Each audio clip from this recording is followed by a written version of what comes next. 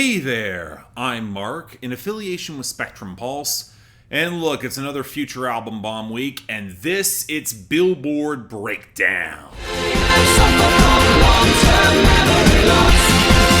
I don't remember. Not gonna lie, it's lucky that y'all are even getting an episode this week. Not because of the future album bomb from MIXTAPE Pluto, which was surprisingly reasonable, we'll get into why, but when all of your main USB-A ports fail on your working computer, it puts a major hiccup in any sort of work schedule. Thankfully found a workaround that keeps things moving, but again, it was certainly closer than I would prefer, but it takes us into our top 10, where thankfully, I guess, barely anything moved at all. Seriously, a bar song Tipsy by Shaboozey is actually stabilized at number 1 with consistent strength in all channels, especially with a shockingly good week on the radio. It's gonna go for the record for the longest running number 1, almost without anybody noticing and without playing the remix game. That's insane! And then I had some help by Post Malone and Morgan Wallen, also held at number 2, because despite some of the streaming losses, it's still rock solid on the radio without seeing that much of a drop-off. Then we got Espresso by Sabrina Carpenter at number 3.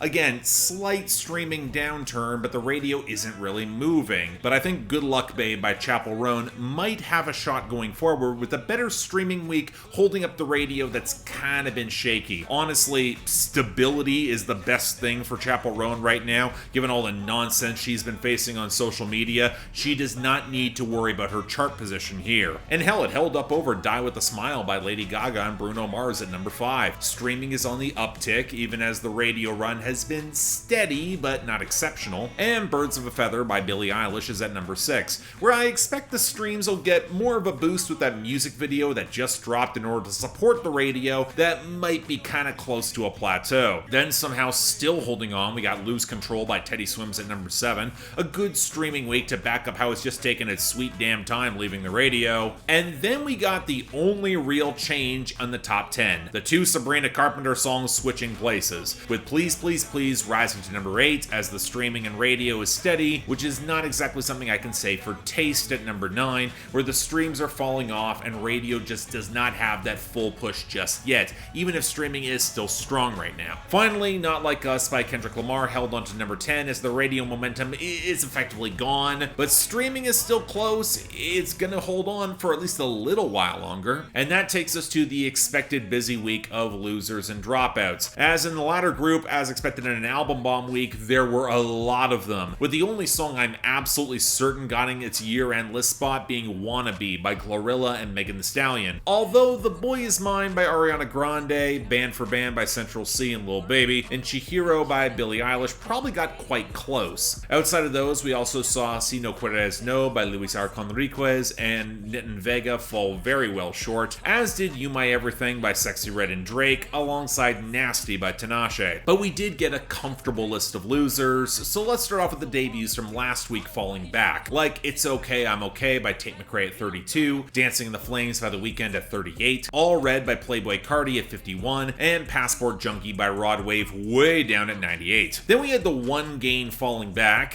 hate to say it's Casual by Chappell Roan, and the continued losers being The Emptiness Machine by Linkin Park still at 52, and the rest are Sabrina Carpenter album bomb leftovers. Good Graces at 55, Juno at 74, Coincidence at 97, and Sharpest Tool at 100. Then we got the songs that have clinched their year-end list spot on the way out comfortably. Stick Season by Noah Khan at 48, Slow It Down by Benson Boone at 49, Houdini by Eminem at 66, One of One by Gunna at 67, and Lunch by Billie Eilish at 94. The rest are pretty much all over the place. Mamushi by Megan Thee Stallion and Yuki Chiba at 60, Help Me by Real Boston Richie at 65, Wind Up Missing You by Tucker Wetmore at 77, Lonely Road by Machine Gun Kelly and Jelly Roll at 78, Nil by Fuerza Regida at 82, Am I Okay by Megan Maroney at 84, Chevrolet by Dustin Lynch and Jelly Roll at 87, Dos Dias by Tito Double P and Pesa Pluma at 88, Apple by Charlie XCX at 89, Diet Pepsi by Addison Rae at 96, and Circadian Rhythm by Drake down at 99. Now for our returns and gains, there were no returns or gains, and that takes us straight into album bomb territory where it's all future all the time, with the nice favor of a large album bomb with all songs falling below the top 20.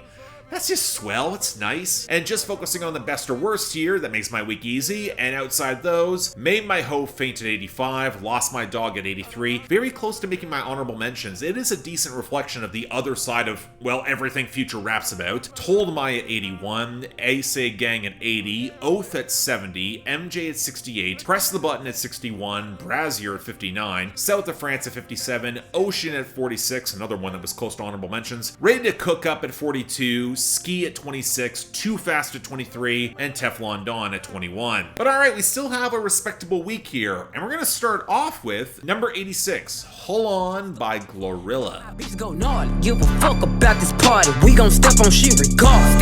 Get my coin and swipe that bitch, and now the spirit to charge. Making music, being on bitches, I be really marching. Man, as much as I actually do like GloRilla, I wish that these singles were hitting as strongly as her album cuts from earlier this year. The budget and push behind these songs is certainly there, but I haven't really been truly wowed yet.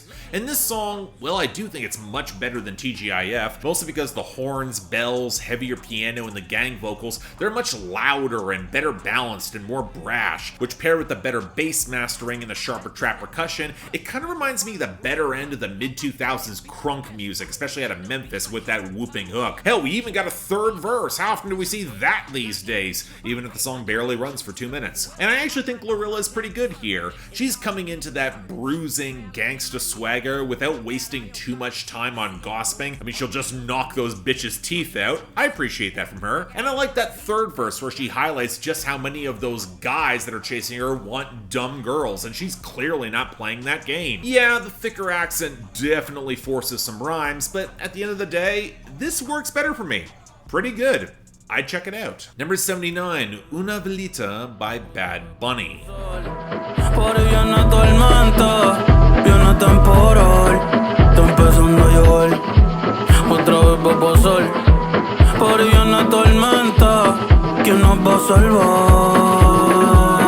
Am I the only one who feels like Bad Bunny's momentum has really evaporated over the past little while? Maybe it's due to fluctuations in the Spanish-speaking market that I don't see globally, or maybe we'll just have to wait until that next album cycle to be really sure of it. But this song appears to be a one-off, produced by Tiny and addressing the historical neglect of Bad Bunny's home Puerto Rico in the aftermath of Hurricane Maria 7 years ago, and the neglect that has followed. And well, honestly, I'm kind of shocked at how much this really works. A lot of which I can chalk up to Tiny embracing the desaturated minor key pianos around that bass and that chalky lo-fi shuffle of percussion in order to support Bad Bunny's smoldering delivery and the choral vocals around him. It sounds stormy in the best ways possible, even before the thunder cracks come in. And then there's the content. It feels biblical in the face of that storm, down to some of the references. And while I'm not sure Bad Bunny's delivery rises to the pure fury, I like how his verse focuses on how abandoned the island has been,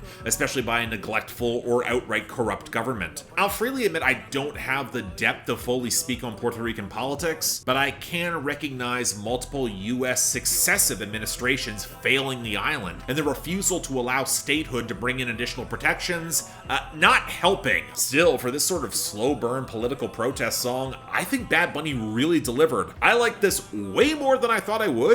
Great song. Number 76, Burning Down by Alex Warren. You started, you knew the house was burning down. I had to get out. You led your sweet sense in us and fed them last for dinner. You knew the house was burning down. And look at you now. Okay, the problem with discussing Alex Warren is the temptation to talk about his catalog, and I'm not talking about the music. I'm talking about how he started as a vlog channel associated with the TikTok Hype House. But you know what? Warren's also had musical inclinations, with his first song dropping in 2021, and his channel largely rebranded to be focused on musical output, unless you consider the short form content, which is still churning along. Lovely. So to say that I had rock bottom expectations for this song would be an understatement, so color me surprised that I actually think this is pretty solid, with a big factor coming with Warren having a credible baritone, being a pretty good singer, and leaning into more soulful textures off the staccato keys, the backing vocals, and the brighter jingles around the lead melody. It's a little bit reminiscent of some of the crossover commercial core of the mid-2010s, but it's also not obnoxiously chipper or trying for that ponderous, hypermasculine vibe that it can't sell. Indeed, it's not even really focused on a single relationship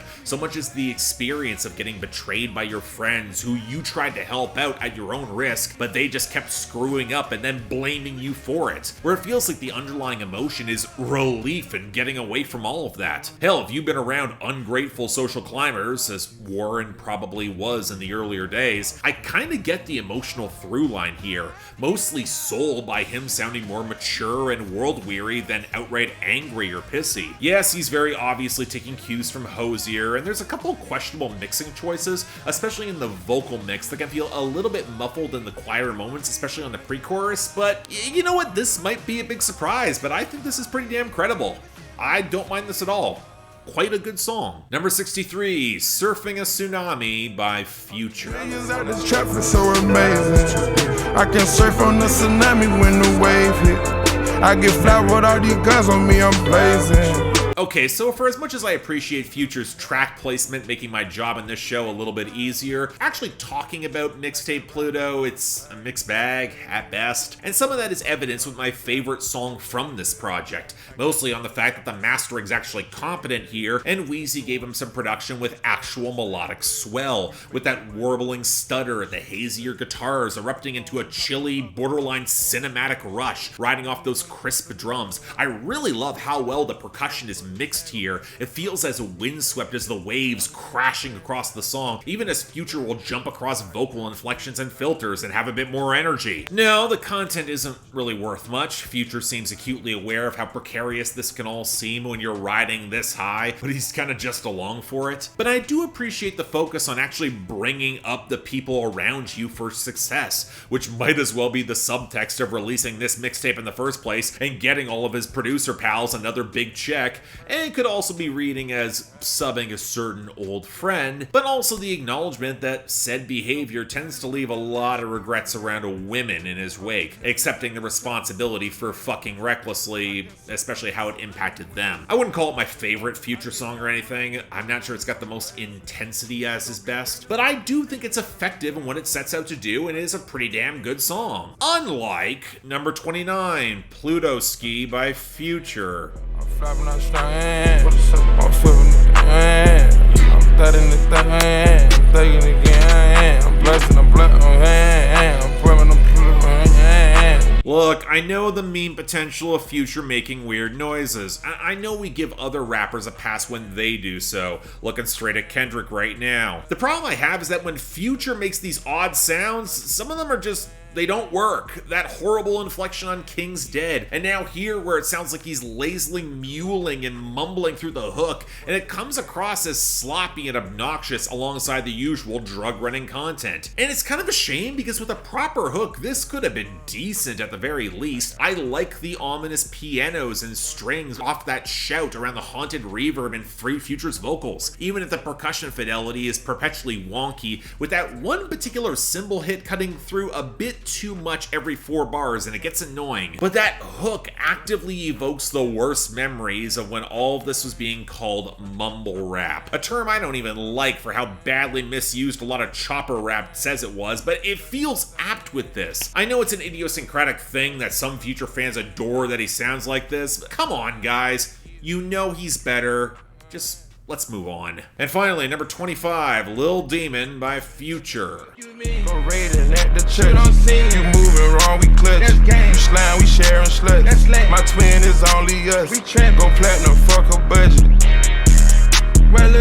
And this is the other side of what really pissed me off with this tape. Really bad mixing. You get those gothic gurgles to set up the melody, but the bass mixing from Southside is so bricked out against the cheap trap percussion, it feels ugly as sin. Yes, I know, intentionally so. But it goes past that into reminding me of the cheapest Future mixtapes and collabs where the mixing was so obviously a non-priority. It doesn't help that feeling of laziness when we have the hooks on either side of a single verse for a song barely eclipsing 2 minutes, verses, with more tedious drug running. We've heard from him before, amongst where Future has a sneezing ad-lib, claiming that he knew how to count money before he knew how to read, not promising development for a songwriter, referencing getting love from Kanye West in this Vultures era, not the flex it used to be, before Future effectively gives up for the last third of his verse with lines like wipe his nostril like a snotty nose, and half-formed lyrical fragments that can't even pass as ad-libs. It's the part about Future mixtapes that I find so frustrating because it's self-defeating. I get ensuring that everyone in your circle will get paid, but when the quality isn't remotely there and the song comes off so goddamn lazy, it only damages your future ability to keep those payments coming in. So yeah, it's pretty damn bad, and you know what? I actually do think this has the edge as the worst song of this week.